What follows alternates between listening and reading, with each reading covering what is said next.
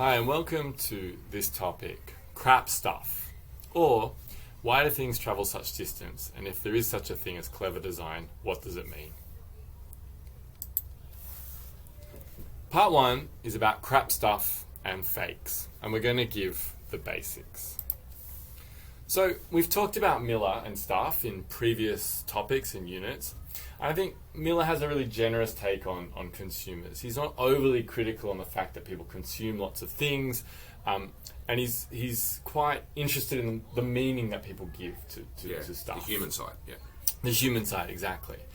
So building on Miller in this unit, we're focusing on crap stuff. So specifically low-end, ubiquitous commodities and what they can tell us about consumption and everyday life. And the fact that a lot of low-end commodities seem to show up everywhere in a really, really similar form. Crap stuff involves a few concepts. What is crap? Fakes, and low-end globalization, which refers to how crap and fake stuff move around the world. So we're just going to go through those three in this part. So crap. Crap could also be termed low-cost commodities or cheap things or even things that fail to fulfill their promise, but it wouldn't sound as nice. Wendy Willison recently wrote a book called Crap, A History of Cheap Stuff in America. So crap stuff has an evocative sound to it. It heightens that sense of entrapment that Hodder talked about in other weeks. Are we trapped with cheap stuff even when we want out, even when we want something different, even when we understand its impacts and harm that it does to the world? Willison equates crap stuff with goods that are unneeded, cheap, shoddy and useless and aggressively peddled to consumers. What she calls the encrapification of society. Her take is pretty harsh. She actually thinks humans are a bit stupid, and I find it a bit judgmental. I was going to say, this seems like quite a Frankfurt School-esque judgy orientation towards what humans do. It is, and I think it's a good contrast to Miller. So if you do get an opportunity to look at the book, it does make quite an interesting contrast in that way, in that she kind of looks at this kind of larger social, environmental, ecological phenomenon and why people need to stop doing it, and this is more like a call to arms to stop. Whereas Miller seems much more grounded in reality and with people's experience of these objects. Yeah. Willison also takes much more of an historical approach and looks at how crap emerged with different changes in production, material, byproducts, etc.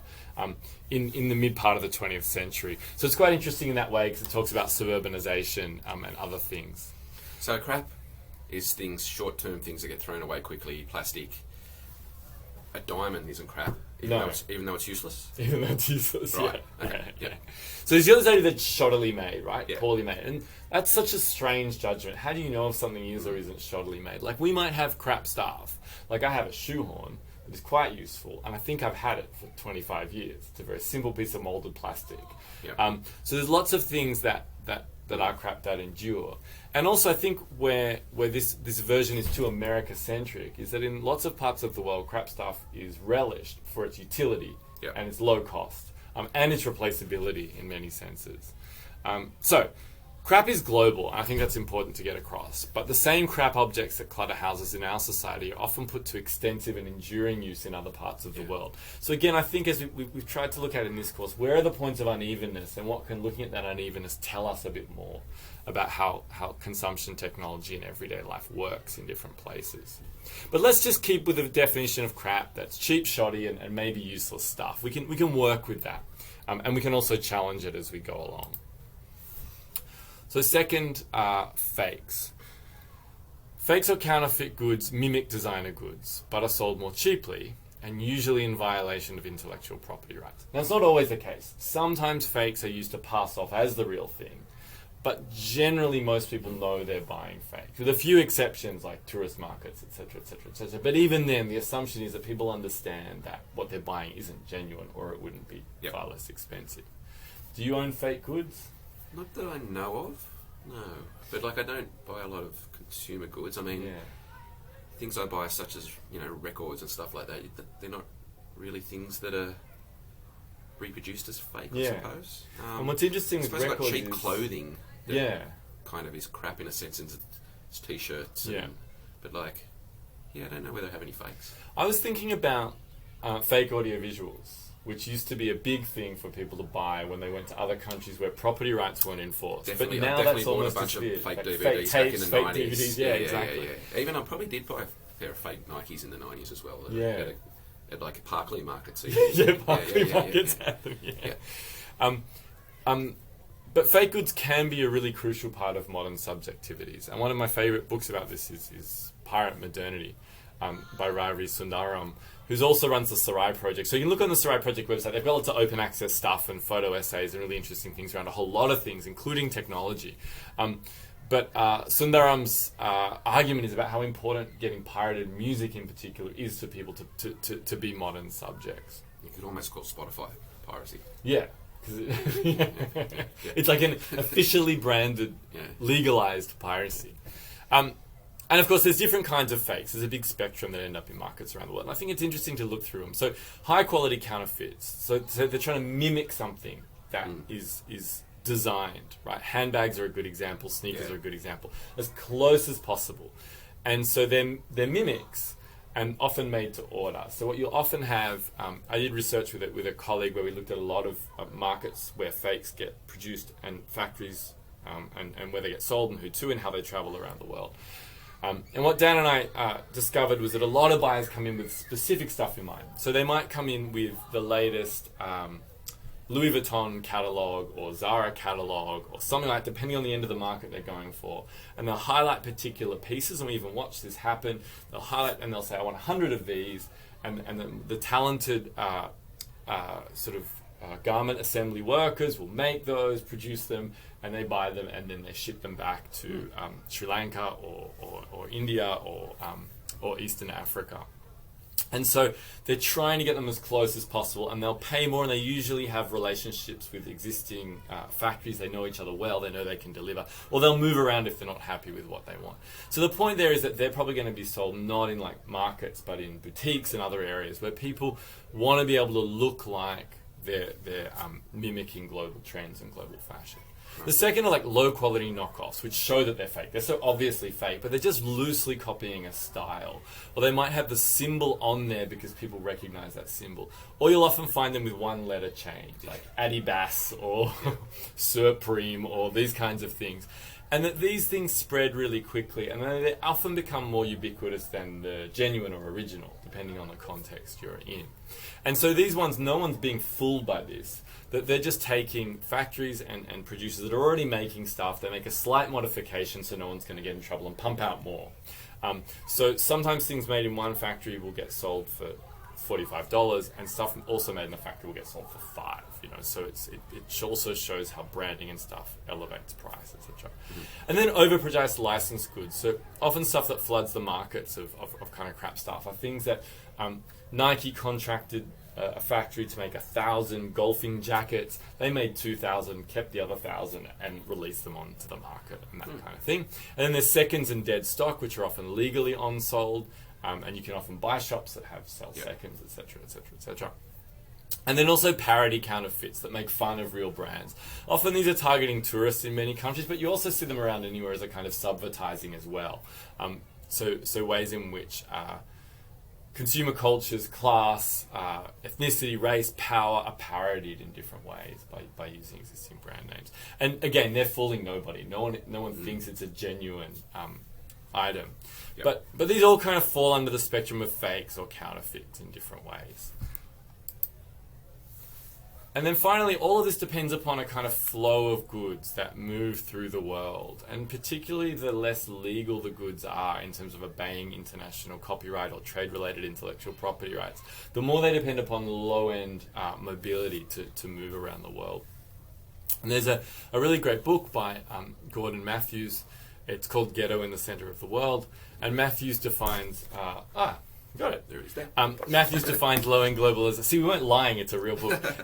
He defines low-end globalization as the transnational flow of people and goods involving relatively small amounts of capital and informal, sometimes semi-legal or illegal transactions. So what makes this different is you often have people, rather than ordering big crates of goods from big factories and suppliers, which involves a lot of capital and a lot of organization, they're buying very low-cost air tickets traveling to places where there's manufacturing. So, for example, a lot of traders from East Africa going to Guangzhou in China, knowing different factories, knowing different people, having local fixers who either speak their language or are expats from where they're from who can guide them to different factories, buying amounts that are possible to ship back and carry back, and keeping a flow of low-end goods moving that way, which is really fascinating. We often think of globalization as this high-powered logistics movement.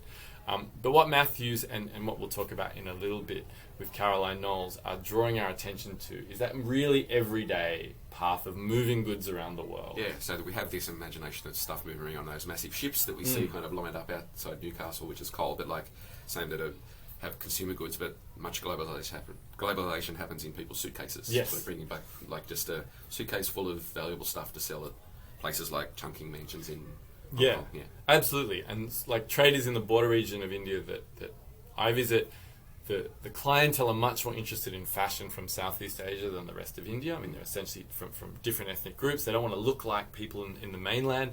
So often women, middle-class women, go to Bangkok, buy lots of stuff, arrange shipment through a ready-made company there that speaks English. They're mostly English speakers because they're from these regions where English is the dominant language.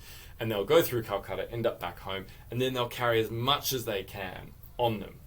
And what they'll often do is bring out a relative, particularly if they can pay it like an under 12 fare, and their luggage also they'll carry on and all this kind of stuff. And if you have a small boutique in a small hilltop town, you can fill it with clothes from 1 or 2 trips, sell that over a year and make profit. And we think, oh, that must be tiny compared to real big global trade. But if you imagine thousands and thousands of people doing this all the time. It's DIY globalization, yeah.